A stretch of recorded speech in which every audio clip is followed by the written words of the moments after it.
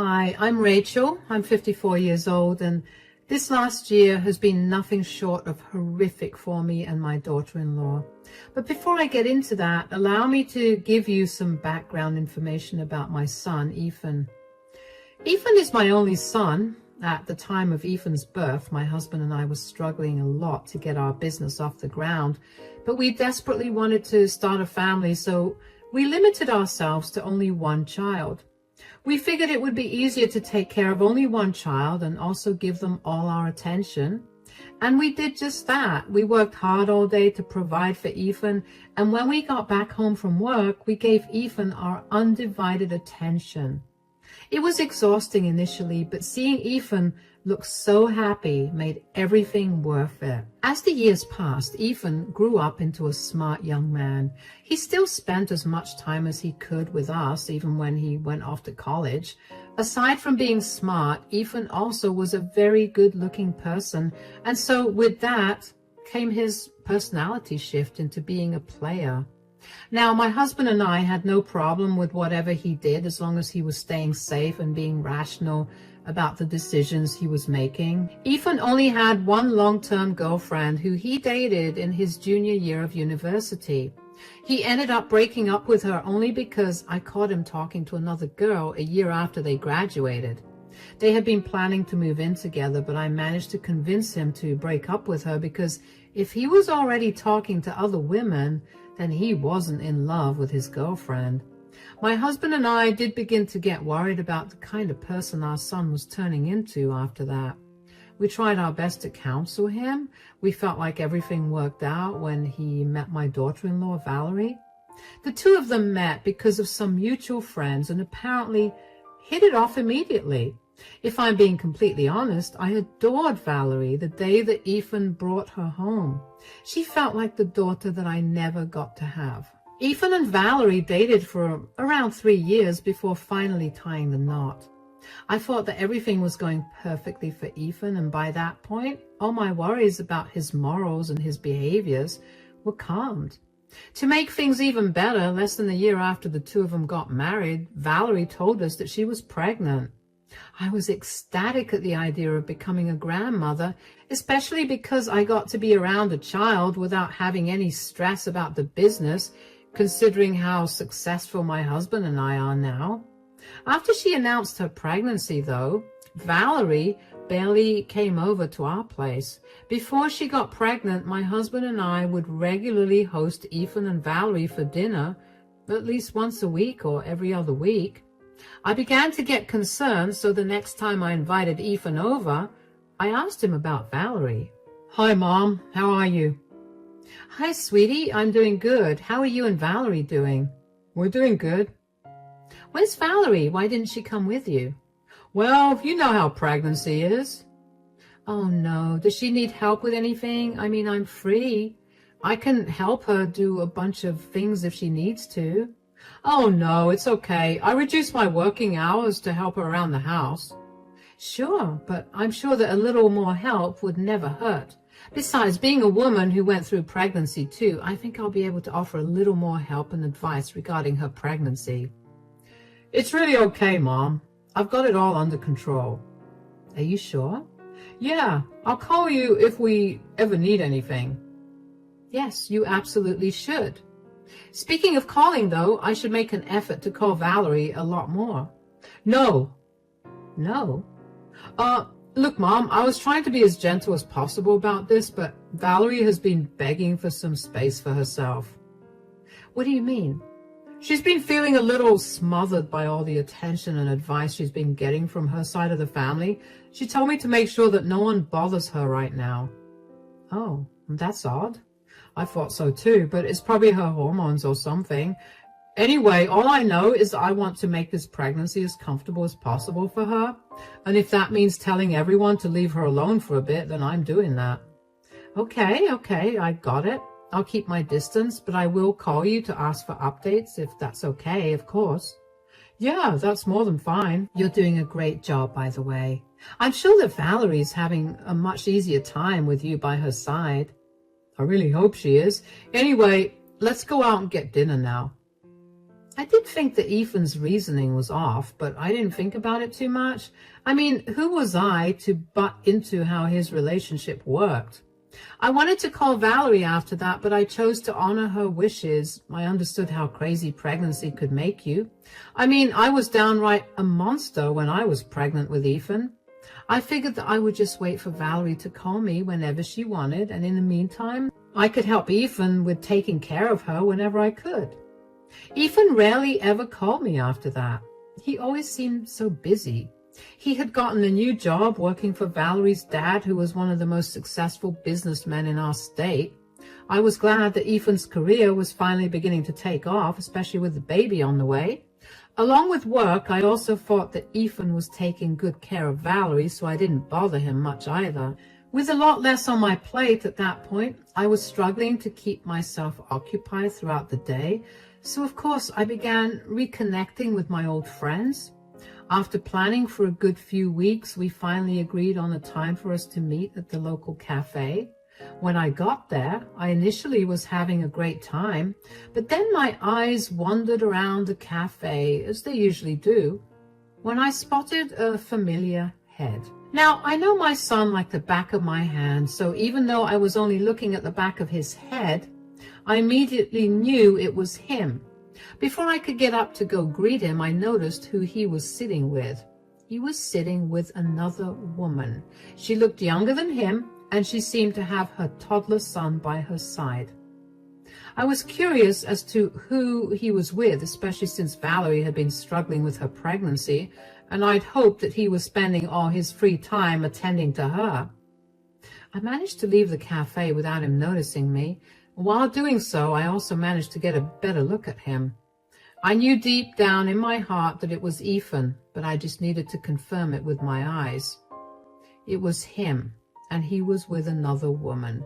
They were holding hands on the table, and they were laughing about something. Something didn't feel right to me. I knew that Ethan told me not to call Valerie, but no matter how much I tried to put my gut feeling aside, I couldn't. So eventually, I gave in and I called Valerie to check in on her. Hey, Rachel. Hi, darling. Are you doing okay? It's funny you're asking me that when I should be asking you, how are you doing? I'm doing great. Thank God you're all right now. I can't imagine what you must have been going through. What are you talking about? You just suffered a stroke, right? No, I didn't. Are you sure? Sweetie, I would remember if I suffered a life-threatening issue. But Ethan has been so sad and upset for weeks. He hasn't been home because he's been so busy taking care of you. I haven't seen Ethan in weeks. I'm completely fine and healthy. I promise you that much. Then where has he been going for so many days? Actually, that's what I'm calling you about. I was meeting my friend for some coffee this morning, and I happened to see Ethan sitting at one of the tables with a woman and a toddler. But he told me that he was working today. Oh no, he's been lying about way too many things. Do you think he's cheating on you? I don't know. I mean, I don't have any evidence against him. Was he really close with the woman? Did the child look like him at all? I don't know about him being really close to her, but they were holding hands on the table and were laughing. The child didn't look like him at all, at least from what I could tell. They weren't sitting in a place for me to comfortably make out many details. Why would he lie to me? Okay, sweetie, you need to listen to me. You cannot break right now. You have a child on the way and you need to stay strong. We're going to get to the bottom of this and you need to go through his things. Isn't that an invasion of his privacy? None of that matters when your marriage is on the line. He's probably not going home for a while, right? No, I think he'll be home soon. Well, whenever he next leaves the house to take care of me, go through his things and let me know if you find anything. No matter what you find, just know that I'll be by your side.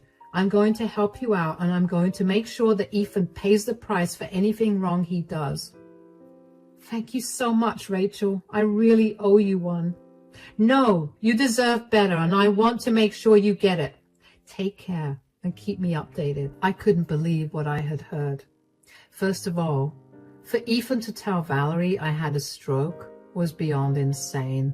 I saw no reason for him to lie about something so dire. Unless, of course, he actually was cheating. I did not want to assume the worst of my son, but I didn't want to rule out the very real possibility of him doing something disgusting. I had hoped that after he married Valerie, his player, bad boy days would be out behind him, but after seeing him look so affectionate with another woman while his wife was pregnant back home, I couldn't help but doubt his actions. The more I entertained the idea of Ethan cheating on Valerie, the more upset I got about it.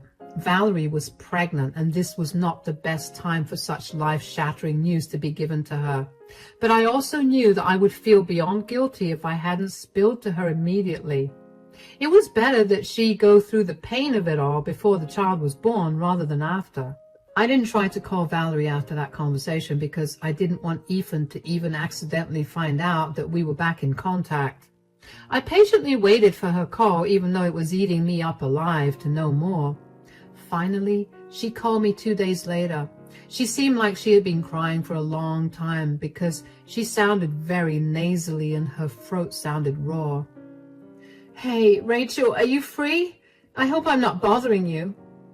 Oh my gosh, are you okay?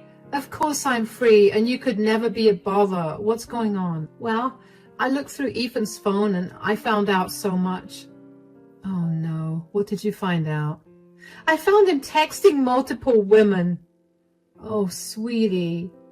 That's not even the worst part. It turns out that who he's been visiting for so many months, he's apparently met at least 20 women in this period, and one of them was my colleague from work, who he happened to meet during a work dinner that I invited him to. That's disgusting. Oh my gosh. And apparently the woman that you saw him with is pregnant with his child too. I feel so disgusting. I can't expect you to feel good after finding out all of this, but I do want you to channel all these negative feelings you have into teaching him a lesson. Yeah, but could I ask you something? Of course, sweetie. Do you think I'm ugly? Do you think that there was something I could have done to make sure Ethan remained faithful to me? Sweetie, you can't think that way. You're not ugly at all. The first time I saw you, I genuinely thought that my son must have done something insane to pull you. You are not responsible for his actions. You don't have to fight to keep your husband faithful to you. That was his duty the second he vowed to be by your side forever. You're right. I guess my pregnant brain is making me feel like I did something wrong. And we can't let your pregnancy brain act right now. Right now, we're going to get even with Ethan for hurting you this way. Are you sure that you want to go against your son? No son of mine would ever lie to and cheat on his wife. This is me simply teaching him a much-deserved lesson. All right, let's do this. Shall I come over tomorrow whenever Ethan is out of the house again? Yes. Take care until then, and if you want to come stay here for the night, that would be okay too. No, I'd much rather whatever we do come as a huge surprise to Ethan. I don't want him to know that we're onto his lies at all. All right then. I'll meet you tomorrow. After the call was done, I didn't know how to feel, only because I had so many emotions swirling in me like a hurricane. I wanted to yell at Ethan for his disgusting behavior, but I also wanted to cry with Valerie for the love that she lost. One thing was for certain, though. I knew that at that moment, I no longer had a son. My husband, too, was very upset by what Ethan had done and called Valerie to apologize.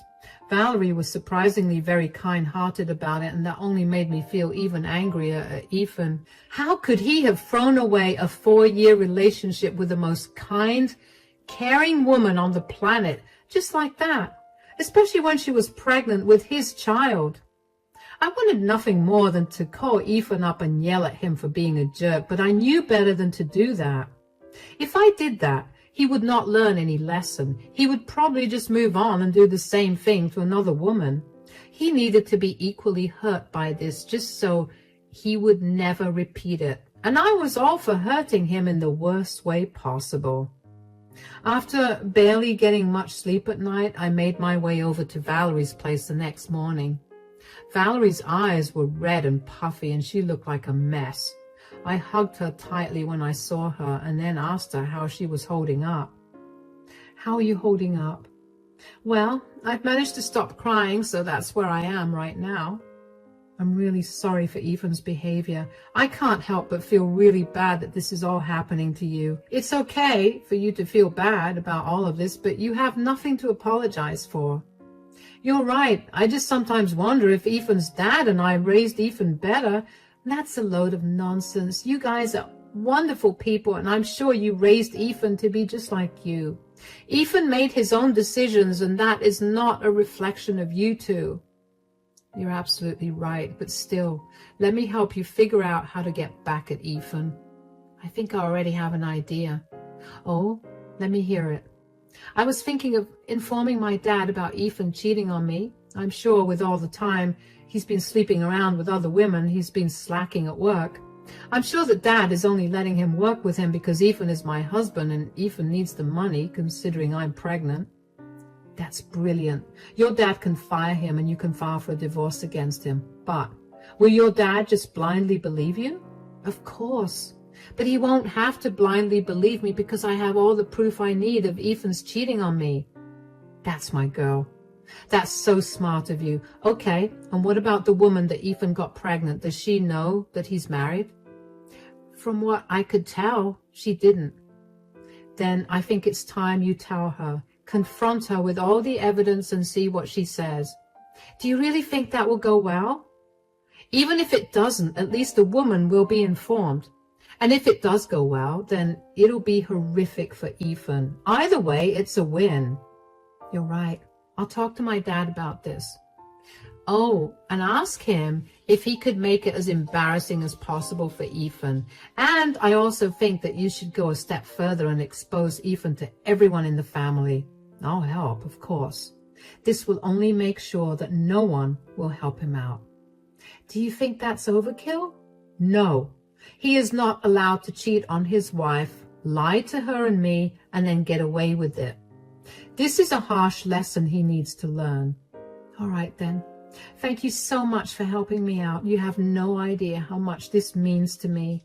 "Of course, you're like the daughter I never had, and I have to help you out in any way that I can. And if you need help with literally anything, feel free to reach out to me." "I definitely will."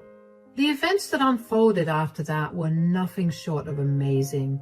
Valerie talked to her about everything that had happened and even gave him proof of Ethan's infidelity. Needless to say, he was beyond enraged. Valerie was his only daughter and he was fiercely protective of her. So, of course, at her request, he fired Ethan in front of the entire office. He had apparently held a staff meeting for everyone where he then proceeded to lay into Ethan for his incompetence and his lack of loyalty. Ethan was red in the face from embarrassment and probably also anger, but he could not say anything against his father-in-law out of respect.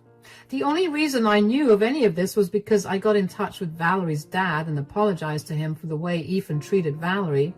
He too assured me that I had nothing to apologize for, and told me that I had done way more good for Valerie than Ethan ever had. My husband, Valerie's father, and I sat down after that and decided that if we wanted to take any further action to teach Ethan a lesson, we decided it would be best for Ethan to no longer live anywhere near us. Together, we pulled all the contacts we had so we could make sure that nobody would hire Ethan. With all of our reputations combined, that was a pretty easy task. Valerie also managed to reach out to Ethan's mistress, who was pregnant. She wasn't aware that Ethan was a married man and was very, very angry when she found out. She also apologized a ton and told Valerie that she'd end her relationship with Ethan immediately, and she did. She also told Valerie that she would be fighting for full custody of their child, and she urged Valerie to do the same. By this point, several days had passed since Ethan got fired. Valerie lied and told him that she was staying with her parents because she couldn't take care of herself all alone, which was kind of true considering how heavily pregnant she was. During the few days that she was away, she also filed for divorce. As soon as she got the divorce papers in hand, she rushed over to my place to ask me how to serve the papers to Ethan. However, Ethan also decided to show up at my house at that time. He saw Valerie's car in the driveway and practically stormed in through the front door in a rage. "What did you do?" "What on earth are you talking about?" "You manipulative snake! That is no way to talk to the mother of your child." "Oh, were you in on this too?" "In on what exactly?" "I don't have a job anymore." "Really? Did my dad finally fire you?" "Finally? You wanted him to fire me?" "Why would he want his cheating son-in-law to work with him?" "How did you even find out about that?" "I happened to see you sitting with the woman you recently impregnated at a cafe." After that, all it took was one phone call to Valerie for the truth to unravel. "So you two didn't think it was fair to approach me about it?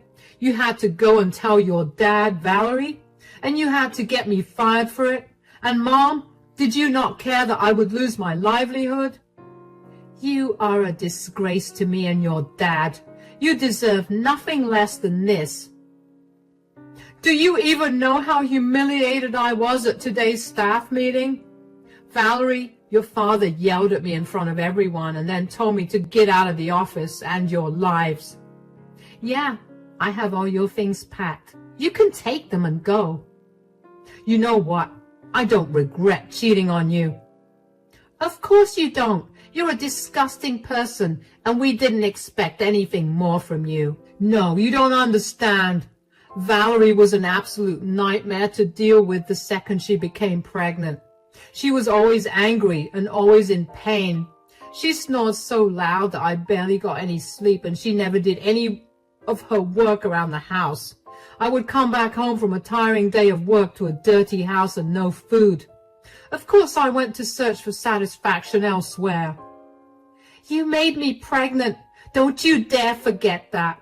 You begged me to have your children, even when I told you I didn't want children for another few years. And of course I wasn't able to do much. I was in so much pain because of the pregnancy. You can't possibly blame me for the pain. And it's even more pathetic of you to blame Valerie's pregnancy for your incompetence as a husband. Your satisfaction should never have come first. Your first priority should have been Valerie and her well-being, something that I told you I would help you with, but you lied about doing yourself." "I had to lie. The two of you meddled too much, and I needed a foolproof plan to make sure I got what I wanted." "Well, you just did. So don't blame me for the consequences of your actions. Surely you anticipated getting caught and paying for it, right?" "What I did not expect was you two teaming up against me." "I don't see why I need to have any sympathy for you. Just take your things and get out." "This is not over. I'm going to make your lives hell." "Sure. Let me see how you do that when you have no job." "What do you mean?" "Valerie's dad, your father, and I have made sure to put you on a statewide blacklist for your profession. No company is going to hire you. Good luck." "What? Is this how you treat your own son? How can you betray your son this way?" "You are not my son anymore. You're nobody to me or your father anymore. We want nothing to do with you. Do us a favor and block and delete our numbers from your phone. Now get out before we call the cops on you." Ethan looked at me like as if he'd been slapped in the face. His eyes welled up with tears at the realization of his mistake caught up with him. Did I feel an ounce of guilt or sympathy for him? Absolutely not. The only reason that I was so enraged by his act was because I knew firsthand how a cheating partner could destroy a family. I went through it with my own parents, and the memories of my mother breaking down every single day because of how hurt she was still haunt me to this day. I felt no remorse or sympathy for Ethan, and frankly, neither did my husband. We had much more pressing matters to attend to anyway. Valerie was due to give birth only a few days after Ethan came over. We put Ethan on the back burner, but we made sure to change the hospital where Valerie was going to give birth, just to make sure that Ethan would not intrude. Thankfully, Valerie had a very healthy, normal birth, and I now have a beautiful baby grandson. A few weeks after Valerie gave birth, though, Ethan came back into our lives. He would come over to my house at any time of the day just to scream at me for ruining his life. He would first do that and then beg me for forgiveness. He tried to tell me that his other child with the other woman also needed him to be here. Apparently his mistress got full custody of the kid and he got visitation rights. But there was a clause for him if he did not follow his visitation schedule and missed 5 visits, then he could kiss his visitation rights goodbye. It would not be possible for him to visit this child of his very often if he did not find a job in this state, and in fact, he wouldn't be able to see either of them. Ethan's mistress was very kind towards Valerie and recommended to Valerie the same lawyer she used against Ethan to get full custody of their child. Of course, Ethan did not make the divorce or any of the child custody agreements easy for Valerie. It took a long few months for the court to decide what to do, and finally they ruled in Valerie's favor.